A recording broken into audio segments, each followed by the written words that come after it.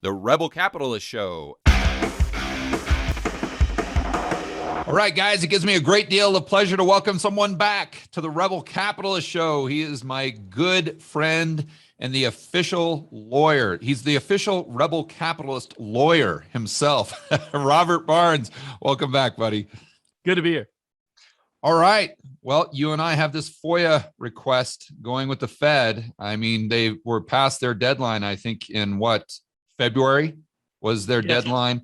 They kept blowing us off. We requested all of this information prior to that. You texted me the other day and said that we've received word from them. So I guess that's a little bit of progress. What's going on? So we made an expansive request, a request by both topic and transaction.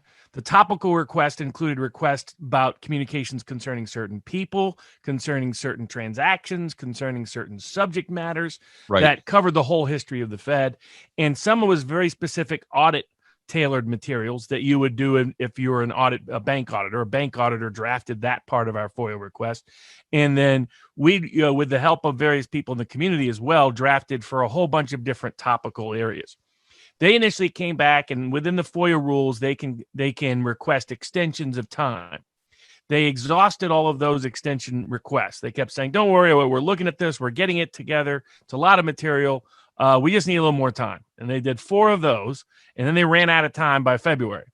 So I communicated to them in March that, we're looking at suing unless we're going to get responses. And so then they suddenly assigned a high-ranking supervisor to the matter. Okay. And they send back a communication which presents an opportunity, but it was an interesting one. According to them, the Fed has no way to search for the materials we requested. According to them, the Fed doesn't know how to search by topic. They don't know how to search by transaction. They don't know how to search by individual. They don't know how to search by subject matter. And my favorite part was we had requested information concerning what has the Fed been talking about concerning the 16th Amendment, the scope of it, taxing cryptocurrency, taxing gold, taxing wealth, taxing unrealized gains. They came back and they said, we don't know what you're talking about, taxes. We have nothing. We don't know anything about taxes. That was the actual description in the report.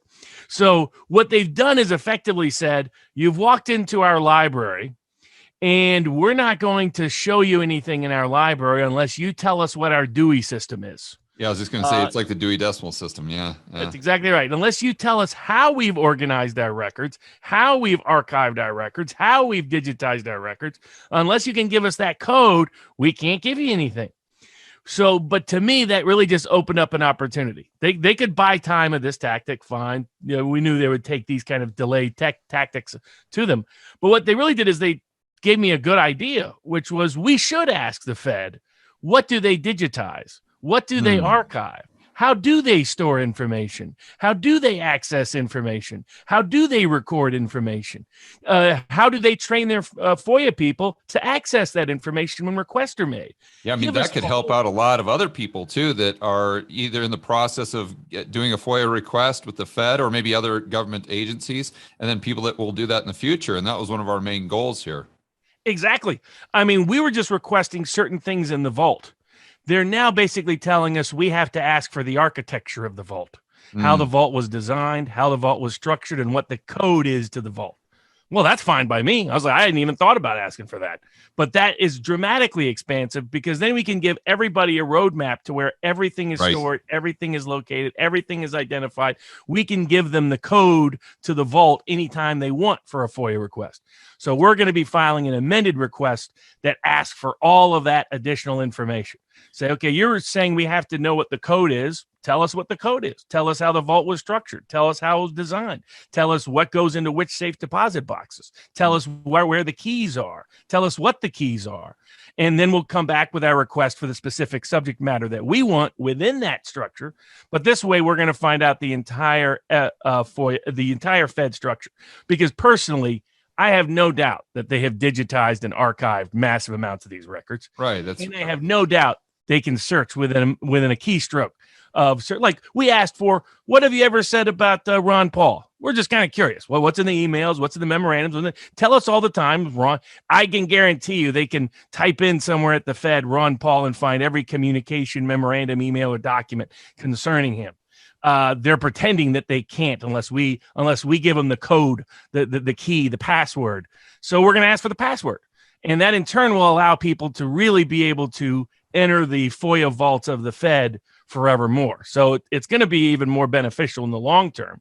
They were so obsessed with buying time, they gave us a roadmap for how to unlock the vault permanently. Yeah, they opened themselves up. Okay, so that was my next question, is because or I shouldn't say me, because you did this amendment, I guess that sets the clock back to zero. So now they have another, 3 months, 5 months to respond to the amendment?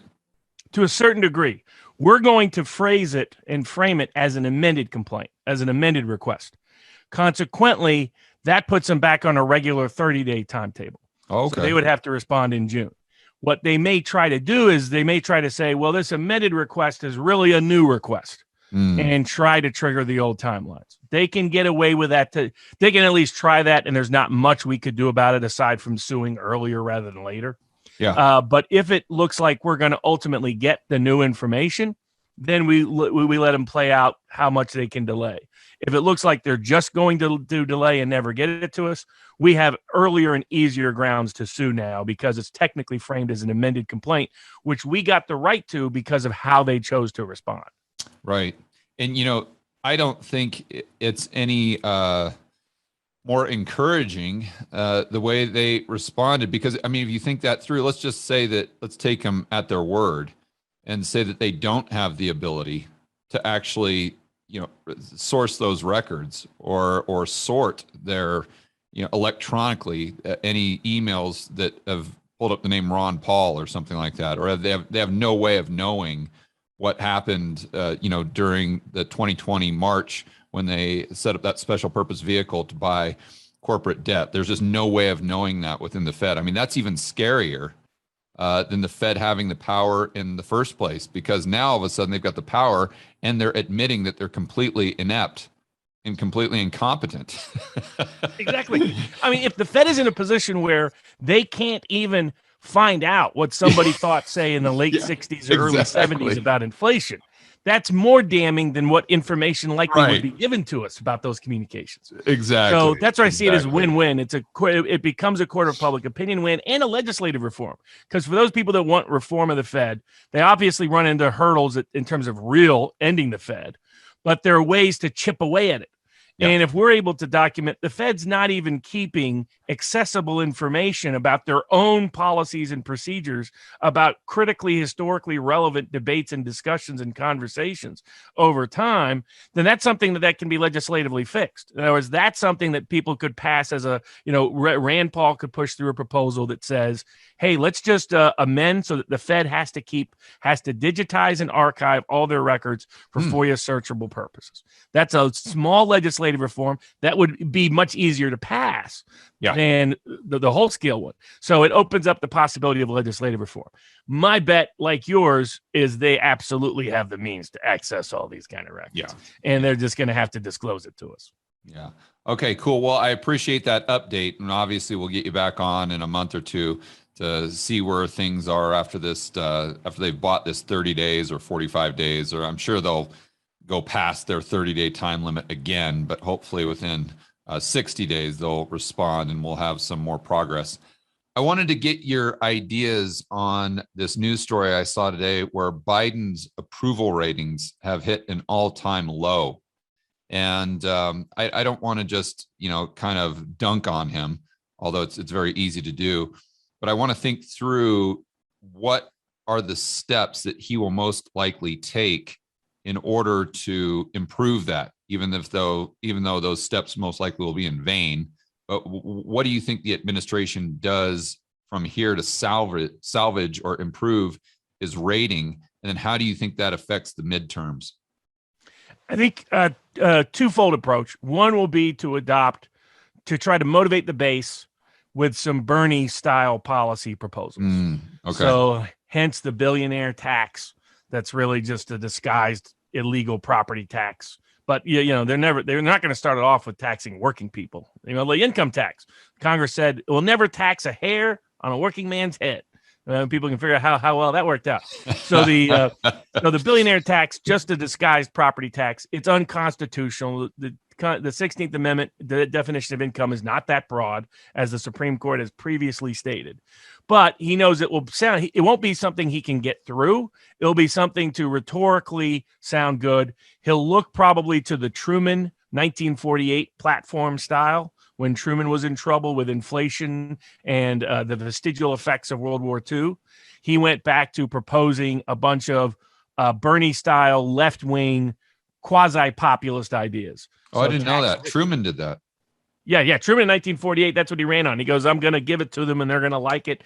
And he rallied the old Democratic working class base with farmers and blue collar. It was the most class divided election until 2016 was 1948. And it was, tax the big guys, tax the powerful people, spend for the poor, spend for the people, those kind of proposals. And it was the populist part of the New Deal. And it got him in. It didn't sustain him for very long because the Korean War was a debacle and he was a disaster, but it got him elected. So knowing Biden, he's an old school Democrat, you'll see him look at a lot of Bernie-style proposals and probably reinvigorate those proposals, tax the billionaires. You're already seeing it with a lot of the pitch out there is the problem isn't high prices. The problem is big corporations are using the economic issues to steal from you. Yeah, they're greedy capitalists. They're the reason for the high price. Greedy capitalists. Putin and capitalists. They're the reason why the Putin price hikes. Putin and it's the combination. That will be probably the second objective. He will be tempted to send troops into U.S. troops. There are already special forces there. U.S. troops into Ukraine. That's why we see what appear to me and other people to be just false flag events, but however you characterize them, Gulf of Tonkin style, remember, to hell with Spain, remember the Maine. That was the first time we got involved in a war based on a false flag. The incubator babies in Iraq, weapons of mass destruction being the most recent famous one. So, and they've been doing this almost every other day. The problem is the story tends to fall apart. Russian atrocities, they're killing civilians, they're killing grandma, they're killing kids, they're chemical weapons, they're bombing schools, they're bombing theaters, they're bombing hospitals. But it just hasn't worked enough in the West. And the problem Biden has is America's deeply an anti-war country historically. John Quincy Adams' famous speech, we do not go searching abroad for monsters to destroy, lest we become the monster ourselves. We are America. We defend liberty by our example, not by our interventions. And that's the longest historical trend for which our military interventions in the 20th century are an exception. And almost none of them were popular. After World War I, supposedly successful, the war party gets crushed in 1920, the Democrats. After World War II, the Democrats lose the House for the first time in a quarter of a century in 1946. After the Korean War, Truman loses, and the Democratic Party loses in 1952. When Vietnam peaked, and that's what a lot of people are comparing Biden to. They're saying, look to the LBJ. What did LBJ do? Massive spending and more intervention in foreign wars. Now, Biden doesn't have the votes to do massive spending through Congress. That doesn't mean he won't try to start circumventing that with executive decrees, some sort of actions. Now, he's forgiving student loan debt. I mean, that's kind of a roundabout way to do stimmy checks, kind of. Exactly. And there'll be massive pressure on him to at least propose that before the end of the year and try to take some executive action in that capacity. He's already using his executive power to just open the doors on immigration, though that's not a long-term popular solution for the Democratic Party. Or not a short-term, it's a long-term solution in their minds, not a short-term solution. So we'll see but he doesn't have the votes like LBJ did to get a lot of stuff through the House. And he doesn't have enough public support, the threat and specter of communism in the Gulf of Tonkin, to be able to get us further into Ukraine. The more Americans look at Ukraine, the more they want to get out of Ukraine. The more people know about the war, according to public opinion polls, the less likely they're into getting into it. And it's another example where Twitter is not the real world. The Twitterati's who are ready to go to war, who can't wait to send Americans over there to die for some other cause, do not reflect blue collar opinion in Michigan, Right. in places like that. So I don't think these strategies will work for the midterms. The last thing is they're clearly experimenting with more lockdowns. Philadelphia is reinstating mask mandates. I was going to ask you about that. And so they will be tempted by that. The problem is there's been so much pushback politically, so much pushback legally, all the lawsuits that have been filed. For example, the Eighth Circuit Court of Appeals just held the state of Minnesota is going to have to write a bunch of checks for all of their shutting down of particular businesses and industries, because they determined that what they did in the case of landlords, that their eviction moratorium was a massive takings in violation of the Fifth Amendment, which means they're going to have to start writing checks to landlords all across the state. And you can bet every landlord in the country is going to start filing suit based on that. Right. And that means they have to pay for the value of the property taken. And under some standards, it's the full value of the property, not just the rental value of the property, because depriving them of the rental value was a full taking of that property. So is that in the case that they lost the property, or even if they just lost the revenue from the rental income? All they did is, well, technically in the legal terms, it was losing the right of ownership of the property because you weren't allowed to evict people. Oh, okay. Technically the title didn't transfer, but under the law, it's considered the same as if they took your whole property, because they took a key that if you can't exclude somebody from it, what property right do you really have in it if somebody else is squatting in it? Isn't that the same as, at least for that period of time, transferring title? Isn't it, in fact, in some cases worse because of some of the damage that was done by some of these tenants? And so when you look, I mean, that's a big check. When you look at how big that is, you look at what the CDC did, you look at how many landlords and that's just the landlords. What happens if they extend this to all the businesses that got locked down? To me, it was a taking, because they want a taking is whenever they tell a small group of people, you have to pay the price for something that's going to benefit the whole community. Now, I have good argument this did not benefit the whole community, but putting that aside, that was the political premise for this action, was you have to shut down so the whole community will be safe. And this is like when they take somebody's property to build a highway or to build a dam or anything else. And under our Fifth Amendment, the government's supposed to pay you for that. That's been a taking, and you are entitled to, quote, just compensation, which can sometimes be more than the market value. It depends on the circumstances, sometimes less depending on the circumstances too.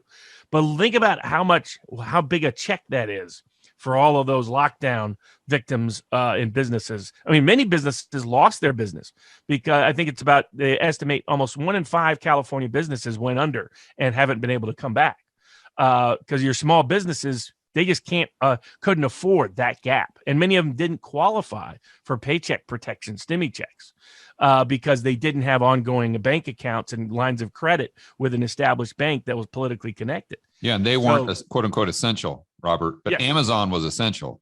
Yeah, exactly. The corporations were essential, but the small and mid-sized businesses were not. Exactly. My buddy of mine solely dodged it because he owns one of the junk kings in Tennessee, and they determined that removal of junk was an essential business. So that's how he was able to survive. Otherwise, he could have been wiped out right at the beginning of the business. Right. So given all of that, all these non-essential businesses that suffered massive economic losses in the trillions of dollars when you add it up, that's a lot of money for a lot of governments to owe that they're not even going to have the means to necessarily pay.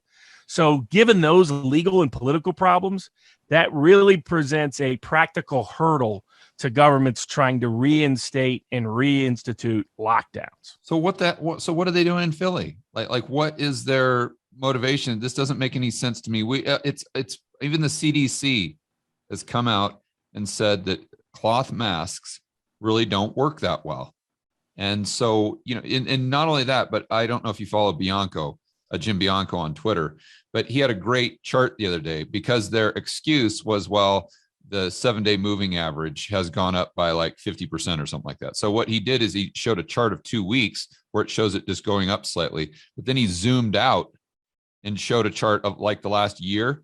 And it's just a little teeny weeny blip. Like you can't even see it on the chart because the baseline is so low. So what on earth are they thinking? And this dovetails into another question that I wanted to ask you about, that the airlines are really pushing back on having to wear masks on the plane. The CEOs have come out and explained it, I think, pretty well, that because of the filters and whatnot, it really doesn't do that much. And we know that it's not doing anything because half the people on the plane aren't even wearing a mask because they're eating their peanuts or drinking their cocktail. So we all know that this is just theater at best. And so, but I know that the administration came out today and said that they were extending this like another 3 weeks or something, like that's going to save lives. So what do you think is the motivation behind extending these mask mandates on planes another 3 weeks and the mask mandate in Philly with the backdrop of everything that you just said? Precisely. I think there's a politically conflicting internal messaging. So on the one hand, they love the power. I mean, that's what all these politicians live for. And this is the greatest pretext for power. Like I always give as an example, not as much China as Cuba. Cuba still is convincing its population that it stopped COVID because of its lockdowns. What it did is it stopped its tourism economy and helped trigger mass protest in the country that they had to massively repress. But it's because if you're one of these governmental types that loves control, it's the ultimate self-justification. We saved lives. Right. And so they're still so emotionally and psychologically attached to this that the fact that it's long divorced from any empirical evidence, long divorced from even correlation. It's like, how do you can't get to causation if you don't even have correlation. And everywhere, it doesn't matter where you look, town to town, school to school, state to state, country to country, at every level, there is not even a correlation between mask mandates and improved COVID health. Right. And so how can you keep pretending that this is the case? It's because it was your self-justification for your power in the first place. This managerial class, this professional class, this political class, this bureaucratic class, it justifies why they exist. And it justifies their power over everybody. And so it's so built in, they can't help themselves, even when not only are they facing massive economic blowback and political blowback, Democratic pollsters have been telling them now for months, ever since they almost lost the New Jersey governorship that was supposed to be unlosable. They did lose the Virginia governorship. These were double-digit Biden states. Pollsters have been telling the Democratic Party, stay away from this, take credit, but please, God, don't do any more lockdowns, any more mandates, anything related to COVID. It's got to be over, or we're DOA politically in November. But they just can't help themselves because it's what justifies them. It's what rationalizes them. It's what they down deep. It's why they go home and they watch Rachel Maddow and re-believe in it all over again and convince themselves they saved millions of lives with this insanity. So the moment they see anything that they can call a blip on the screen, they can scream, we've got to go out and shut everything down again, lock it down again, stick on the mask, all the rest. And they're facing two major lawsuits right now. Stewardesses got together and filed a great class action case where they detailed not only the lack of health benefits due to, as what you note, the air filtration system in airplanes is so good that there was never a COVID outbreak tied to an airplane travel. But these stewardesses document the bad health consequences of them having to wear these masks all day. And they go through all the list of what the medical data and medical information is. So they filed a class action suit to get rid of this, and 19 governors have joined together to file a class action against the mask mandate of the Biden administration. So he's extending this when he's right about to lose a lawsuit within a week or two. One of these courts is likely to issue an injunction saying this is unconstitutional because it was always unconstitutional. The CDC and the federal government does not have the power to impose medical Sharia law on the entire country, and they never did. So what I just wrote down is a story that I read yesterday, or maybe the day prior. I sent out a tweet, and it's regarding the mask mandates in the airports. And I don't know if you saw this, but Love Field in Dallas, I think their main deal there is with Southwest Airlines. They're implementing these 7-foot tall robots. Did you see this? No, I did not. You can look. I wish I was making this up, but I actually went to the source document. It's like the Dallas News. It wasn't just Zero Hedge or something. And they're putting in these 7-foot tall robots that have like facial recognition, and they're putting them in the terminal and in the baggage claim and whatnot. So if you walk by and you're not wearing a mask, they can tell. And their head turns or something like that. They're I say they're robots, but they're like these 7-foot tall cylinder things. And they've got a screen on the front. And then if they see you without a mask, then they basically yell at you to put your mask on. And it's like, how can anyone, A, be in favor of this, but B, not look at that and say, wow, that's a slippery slope to a complete surveillance police state. And, but what's bizarre is they're doing this at the tail end, what is most likely the tail end of these mandates. So how do you think that plays into the bigger picture? I think what they still fail to appreciate is the scale and scope of this political unpopularity.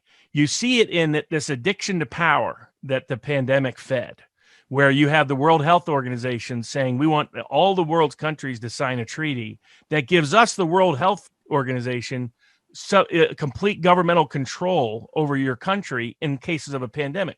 Which, by the way, if you dig into the treaty proposal, includes control over supply chain issues, which means that's economic control. So you'd have some bureaucrat at the World Health Organization dictating economic policy for the entire globe. And they think this is a good idea and will be popular in the world. And you see it also in China. China locking down Shanghai again because they've built into their population that they saved them from COVID with their prior lockdowns. And so now they're locked into this crazy circular logic that is leading people to scream from their balconies they need help in Shanghai. So, so it's not even something that's rational, but it's what happens when you have a bunch of commie bureaucrats run your country. I'm sorry, Robert, to interrupt your train of thought there, but let me get this straight, because this is something I've been trying to figure out for a couple of days now, because these lockdowns in Shanghai, they make absolutely zero sense when you look at it through the lens of the Omicron variant, which is extremely mild. I'm just trying to piece together, what on earth is going on behind the scenes. But that's a good theory that I haven't really heard. And if I'm understanding you correctly, the fact that they did this in the past, and even if it didn't work, they can claim that it did. But if they have another spike in cases and they don't lock down, well, then basically what they're admitting to is what they did in the past was all for nothing. So they're backed into a corner where they have to respond with these draconian measures or admit that they made a mistake, and they would rather take the draconian measures. Is that your take on what's happening in China right now? Absolutely. And we're just seeing minor versions of it in the rest of the world. That the people that look to the Chinese communist bureaucratic model and say, geez, that's a wonderful governmental model. And there's plenty of people in the West that sadly think that way. Trudeau in Canada is clearly, he was like, wow, wouldn't it be great to have that power? Right.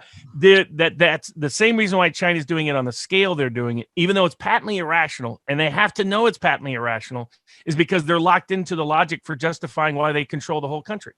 We control the country because we can do things like lock you down and save you from COVID.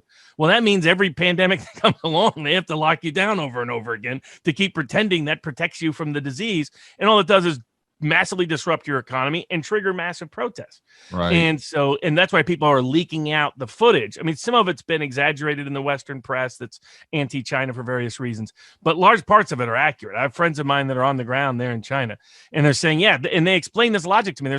They have no choice. They say here in China, this was the justification for the lockdowns, as they saved us. But it was more importantly, the justification for the governmental structure as it exists. Why do we have this power? Because we can save you from a disease. So that means they got to keep doing this nonsense, even though it's going to brutalize their economy and undermine them politically long term.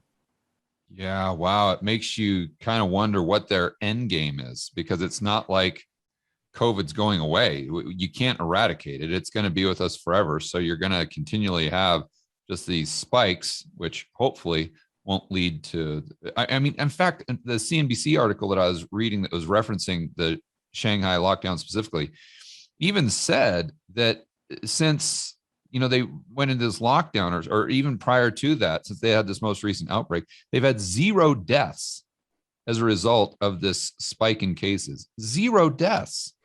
So, again, I don't know, when this comes up in 2 years, in 3 years, in 10 years, are they still locking down every single time that there's a spike in COVID cases just to justify their existence? I think that's where the logic is. And you look at a place like China, they never learned their lesson, at least back in the day. I mean, Mao had how many great leap forward? He was like, okay, that one, we killed 2 million. Oh, let's try it again. Oh, we killed 5 million. Well, let's try one more time. Oh, we killed 10 million. It's somebody else's fault. We'll do it again. I mean, it's just one disaster. So they haven't fully. They believe just self-justifying their power is more important to the continuation of their power than that the use of their power actually benefit the population. They've learned the wrong lesson over time. And I think that's why we're going to see them, have to learn it the hard way by mass political protest, major economic disruption, like you're seeing in Europe. Like Europe's discovering the limitations of its power to leverage its countries for kind of a globalist kind of agenda, when all of a sudden you have German industry coming out and saying, our economy will collapse if we actually cut off Russian oil. This is not a practical strategy. This is a way of saying, we're going to fight you, Putin, by watch this. I want to punch myself in the face. Exactly. That's exactly the analogy I've been using. Exactly. I'm going to punch myself twice in the face, 4 times in my face. I'm really beating up Putin now. Yeah. That's the logic of it. That's the exact analogy I've been using on my videos, Robert. So I want to go back a bit here and try to think through. I don't want to really get into what's happening with Russia, Ukraine, but more so how the media in the West is presenting it. Do you think they're intentionally presenting it in a way that will increase the probability that the United States goes to war? Because either, I don't know what their hidden agenda is. It might just be as plain as, well, they want to help out the Biden administration. And they see this, although, going to war wouldn't be good, it's all for the benefit of society long term. That's their twisted kind of pretzel logic there. How do you see what's happening in Russia, Ukraine, and how the media is presenting it? And what do you think their motives are? I think it's twofold. One is the globalist George Soros types have always seen Russia as a deep problem and Putin as a particular problem. So Soros has identified Putin as the number one enemy of progress, as he sees it, for going on almost 20 years now. And so because I think from their agenda, Russia should be a colony that is a part of this sort of Western global international monetary structure that a small group of people, stakeholders, as Klaus Schwab would call them, at the top govern the rest of us. And they use an interdependent economy and their control of the financial system to achieve that level of control over the population. And the WHO is just the health version of that. And so Putin has not been on board with that for a while. He's a nationalist basically at heart. So in the late 90s, he even wrote a thesis paper that he actually stole propaganda. He plagiarized almost his entire thesis paper, but he took it from the University of Pittsburgh authors who said resources are real power, not currencies, not consumption. Consequently, he's been building a model that's an anti-globalist model for 20 years and on an accelerated scale for the last 10. And so they have seen him as he is the greatest threat to our unipolar globalist controlled environment. And so that's reason one for the media is very much on board with that agenda, whether they understand it overtly or it's just been done covertly. So Putin has to be destroyed. Russia has to be destroyed. This counterexample cannot exist. It's like what William Appleman Williams would argue in The Contours of American History, that global empires are particularly concerned with the Cubas of the world. Even though Cuba's a tiny little country, it being an example that triggers a whole bunch of problems elsewhere. Russia was that for Soros and Schwab and that whole Davos crowd and the Bilderberg crowd. So that's part one, is they've got to crush Russia. Now, I think they really believed their economic war would work. They had bought their own. They had really believed that if we control the currency, the global currency, if we control the governments that control the financial system, the International Monetary Fund, SWIFT, the World Bank, the means of that the economy is so interdependent that it's actually dependent on them. And then all we got to do is turn off the switch and Russia's lights go out and ball game over. And we just got to find an excuse to do that. So we just provoke, we keep poking the Russian bear until the Russian bear crosses a border. Then we use that as the pretext. What I don't think they realized, if they had studied it or understood economics well enough, either one, is that Putin had wanted them to use those sanctions so that he could launch his counter-economic war against the global West. He wanted to take down the dollar as dominant. He wanted to take down the World Bank and the International Monetary Fund as dominant.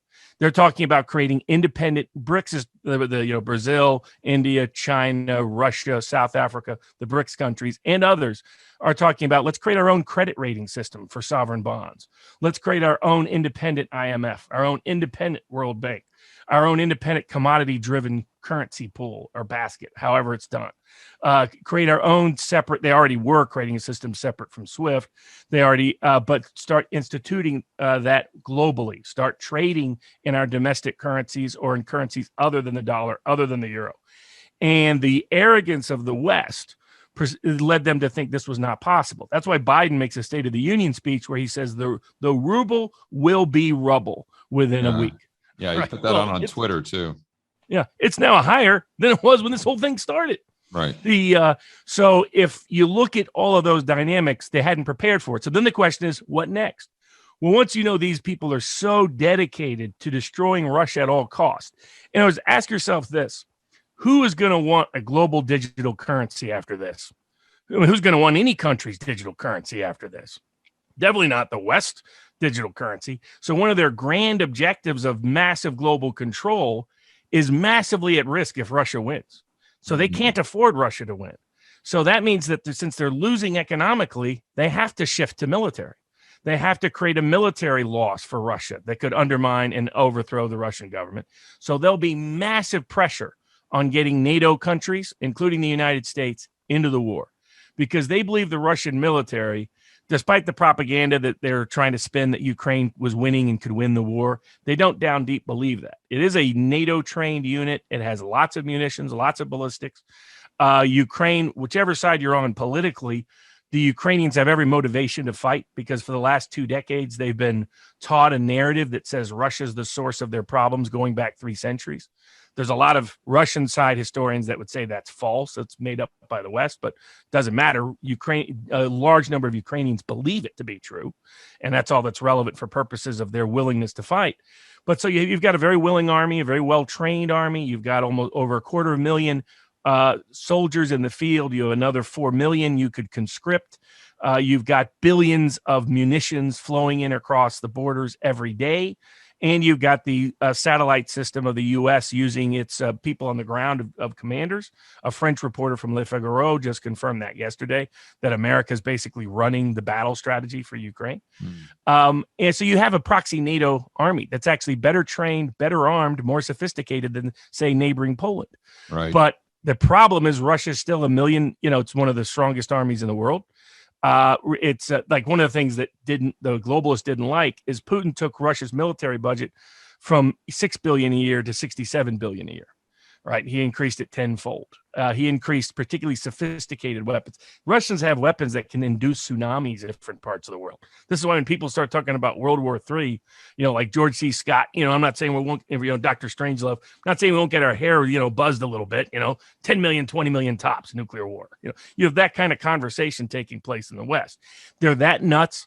They're that desperate because globalists see Putin as a potential terminal threat to their project, particularly to the George Soros version of that globalist project. But he has extraordinary influence, but he reflects the Rockefellers and the other types as well. And at the same time, they're naive about the military aspects of the potential consequences, or they're willing to risk it. They're willing to actually, Russians have weapons that can induce tsunamis.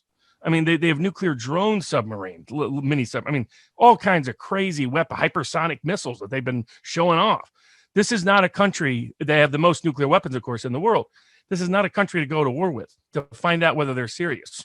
That's literally like going right up to the big Russian bear and keep poking him right next to him and see what happens when you get a bear mad and you're within 4 feet of him. Doesn't turn out good. So I think that's why the media propaganda is definitely going to try to get us on the ground. And if you look at it right now, it looks like the script to Vietnam. First we send in arms, then we send in advisors, then we use propaganda to send in troops. And I think, and if you're Biden and you're in the 30s, dipping down in the low 20s, you're going to get crushed, record-setting losses. Some deep state connected people are threatening to indict probably is part of the reason they're threatening to indict your son and your family for corruption, is to extort you to go along with this more aggressive LBJ style Vietnam War agenda.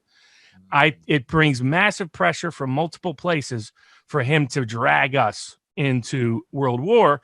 And they have the benefit of the complicity of so many Republicans in positions of power, because Republican senators and House members have endorsed all of this xenophobic almost type, let's get involved in the war. Russia's terrible and horrible and awful and evil. Let's get in the middle of what is a European civil war, which is contrary to what our founders wanted. But that means it would be politically difficult for Republicans to try to push back if he gets troops on the grounds in Ukraine. And that could be, I mean, it saved W. I mean, the 9/11 and going into Afghanistan and then Iraq took W, who was sinking before then, right back in, because we'd had the 99.com bomb and the stock, fall apart. We had major underlying economic issues coming to the fruition. All of a sudden, you get 9/11, you get Afghanistan, you get Iraq, and W was able to hold power until 2006 when they lost the House and the Senate. So there's going to be massive political motivations to get us into a ground war in Ukraine. Yeah, that's one of my biggest concerns, is that if you look at the incentive structure around what would benefit the authoritarians, the central planners, the politicians, the global elite, pretty much all of them are incentivized for the United States to get involved with Russia, Ukraine, and that most likely doesn't end well for the average Joe and Jane. That's for sure. I want to go back and get, I know we're running short on time here, so I wanted to definitely get your opinion on this gal that just got elected to the Supreme Court. What's your opinion on how you think she'll vote? Do you think she'll, I'm asking a rhetorical question here, but do you think she'll stay on the side of the Constitution as it is what it is, or that it's a living document? What do you think this does for the country, the rule of law moving forward? I've actually been in front of her in a court case, and it was a politically tinged case. And her way of handling it was to play Pontius Pilate. She kept delaying everything. So she wanted to avoid the embarrassment of ruling on behalf of the corrupt FBI, but also wanted to avoid actually ruling against them. So she just never ruled. The case dragged on for 4 years. So that gives you an idea for her mindset. She's a hybrid of a kind of neoliberal Breyer, who was very much a living constitutional guy, but he was often corporate deferential. So in corporate cases, he would be pro-corporation. That's the neoliberal side, kind of like a socially liberal Wall Street banker kind of personality who likes wokeism, that kind of right. She'll have a lot of those aspects to her, and she's replacing Breyer. The other side of her personality is very much like Sotomayor. So where she actually might be good is on criminal defense rights. So when in Fourth Amendment, she might be good on the Fourth Amendment. Certain issues about the Eighth Amendment, right to bail, she might actually be good on that. But she'll be very much a living constitutionalist for sure, does not believe in original constitutional constraints whatsoever on a judge's actions. She'll institute her political beliefs through the Constitution and enforce those. So it undermines a constitutionally constricted court, but there will be certain areas where her politics aligns with good constitutional analysis. And so she won't be universally bad, but she'll probably be 80% bad. So where is she, if you're giving her a grade, not necessarily her, but where do you think that puts the future of the Supreme Court in general with her being a part of the mix? Does it make it on net balance? Is it better or is it worse? Is it about the same? It will stay the same for the time being. Now, I think she'll be there a long time. So what she mostly did is extend the longevity of that branch of the court. We're still going to have what I call a 3-3-3 split court. 3 liberals, 3 constitutionally minded conservatives in Gorsuch, Alito, and Thomas. And then 3 what I call corporatist. Some people would call them centrist. What they really are is they'll defend the system.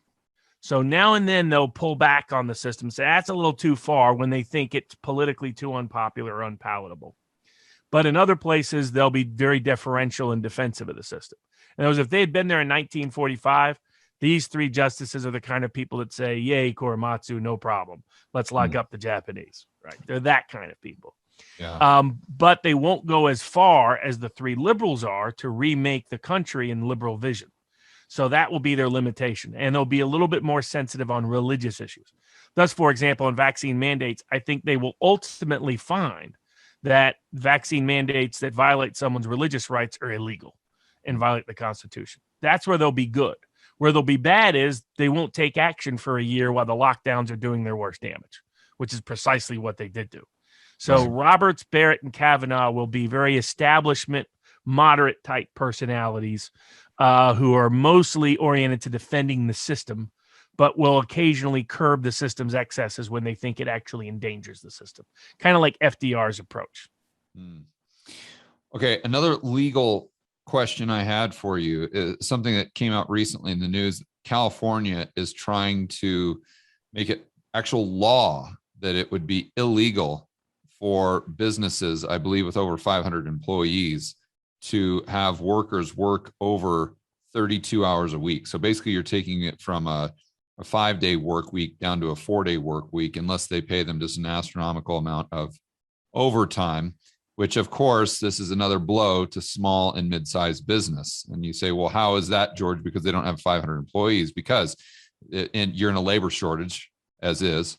So if you're an employee, why would you not go and work for a corporation with over 500 when you know that you'd have a 32-hour work week instead of the 40-hour work week you have with Ma and Pa on the local corner store? So what are your thoughts on this law? Is this just political theater, or is this something that you think they can actually pass? Oh, it absolutely is something they can pass. I mean, they have, there's a bunch of, I call it California for a reason. About 10 years ago, I told all my clients to get out. I was like, if you can get out, some couldn't. If you're a medical care provider with a litany of a long roster of customers and patients, you just can't recreate that somewhere else overnight. Yeah. But others that did get out, thank me every day that they got out. I mean, there are things like right now in California, if there's a sexual harassment allegation, you as a business have to refer that to a private vendor that is a state-approved private vendor to investigate you, right? And it quickly started to be weaponized to target people for political reasons or just old-fashioned extortion, right? Because these are like little commissars, little barrias. And so California ultimately is going to a system. Their ideal would be the state would have complete control over all business, and they're just doing it indirectly. They're doing it through tax and regulation. I always joke, if you all the things you have to make notice of in California, just go into one of their like human resources offices or go into one of their kitchens, the kitchen cafeteria, we have to post notices of all the rules. It covers the entire wall. It's like wallpaper because it's all the different rules that exist. And that's just multiplying. They're having to expand their wall space to make more space for all the new rules. So and it's already written in small print. So their ultimate goal is state control of every business that operates how they want politically, ideologically. They just lost in court. Judicial Watch brought a good suit because they had required every business in California to have a certain number of people on its board according to race, gender, sexual preference, sexual identity, all the rest. Luckily, the court described that as unconstitutional and knocked it down.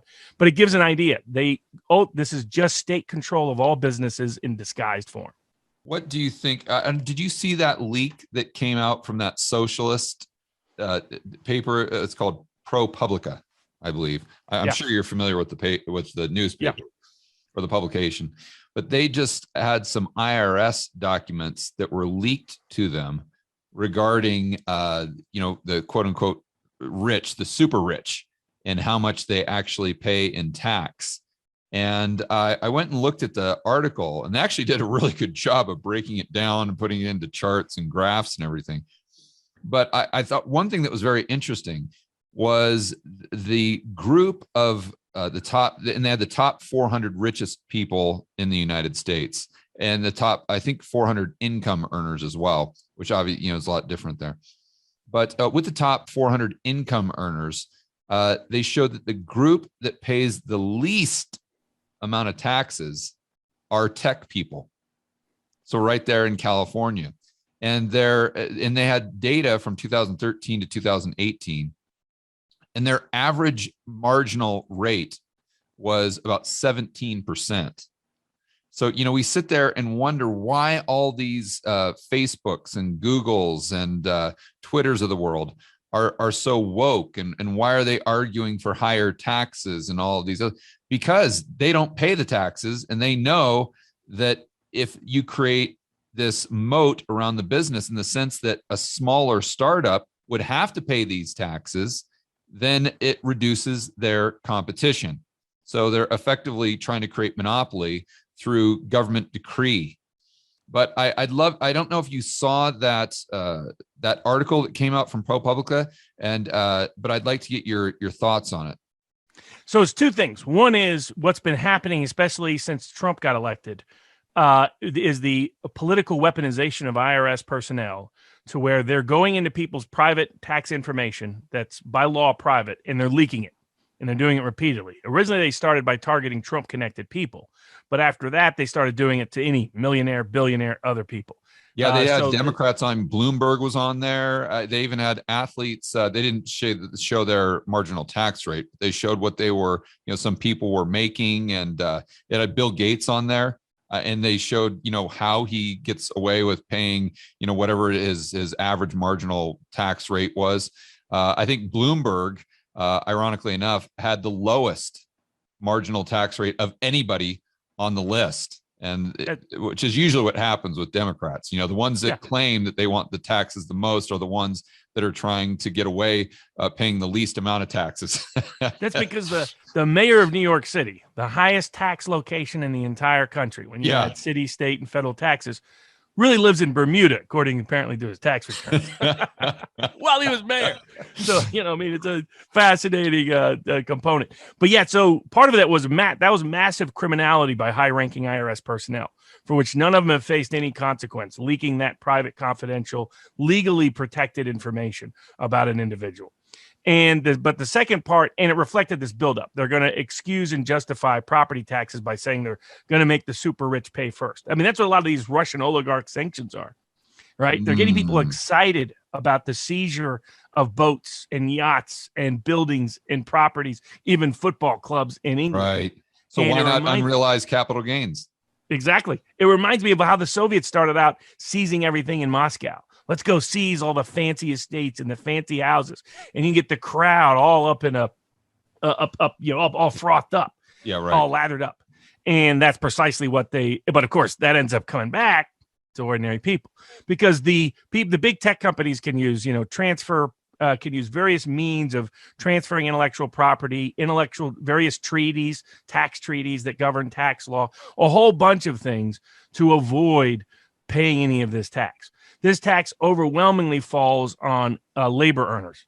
And if you make your money from your labor, then it's much harder to avoid taxation.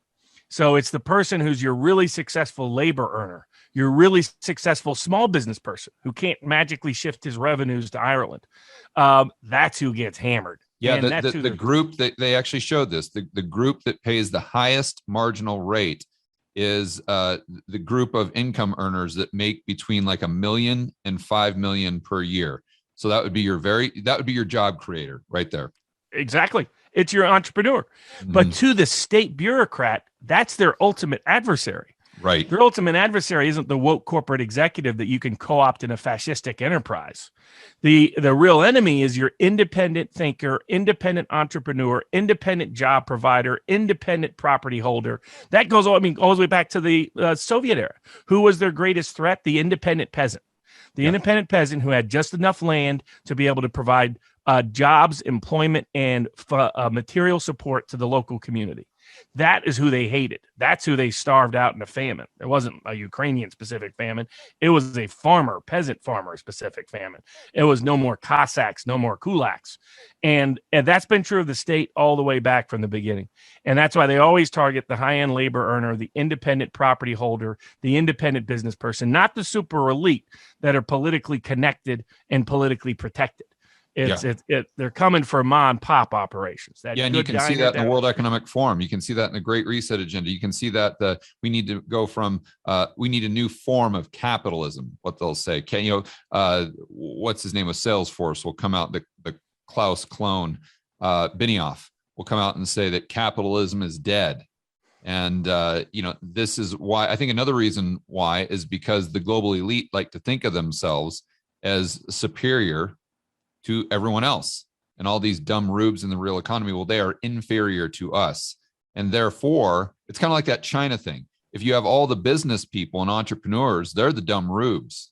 They're not part of the global elite. Therefore, if they're solving all of these problems, if they're growing the economy, if they're solving the problem of, let's say, not enough energy, if they're creating all of these jobs, then that makes us look bad. Then that makes us look like we're no longer needed. And maybe that's one of their objectives. Well, absolutely it is. It goes all the way back to look at Karl Marx versus Thomas Jefferson. Thomas Jefferson and our founding fathers considered independent workers, independent property holders, the ultimate foundation of a democratic constitutional republic, most likely to protect it, most likely to defend it, most likely to keep it alive. Who did Marx identify as the ultimate enemy of the people? The same group of people. He called them the petit bourgeois, but that's who he meant: the independent landholder, the independent farmer, the independent worker, the independent job creator, the independent entrepreneur. That's the person that the state and the bureaucrats see as the ultimate enemy, and that's why they're going to be targeted overwhelmingly in all of these kind of laws. Yeah, that makes a lot of sense. All right. Lastly here, Robert, and by the way, I can't remember when we talked about this. I think we talked about it maybe when you spoke at our mastermind group, but we were trying to think through when these mandates would come to an end. And you pretty much called it right you hit the nail on the head. But just for the audience, can you just give us a quick review as to when you think will be completely done in the United States with not just the mask mandates, but also having to wear masks on planes? And then if we want to leave the country, how long do you think it'll be until they get rid of the whole negative COVID test? And then how long do you think it'll be until they finally abandon the rule where foreigners have to be vaccinated to get into the country and have a negative test?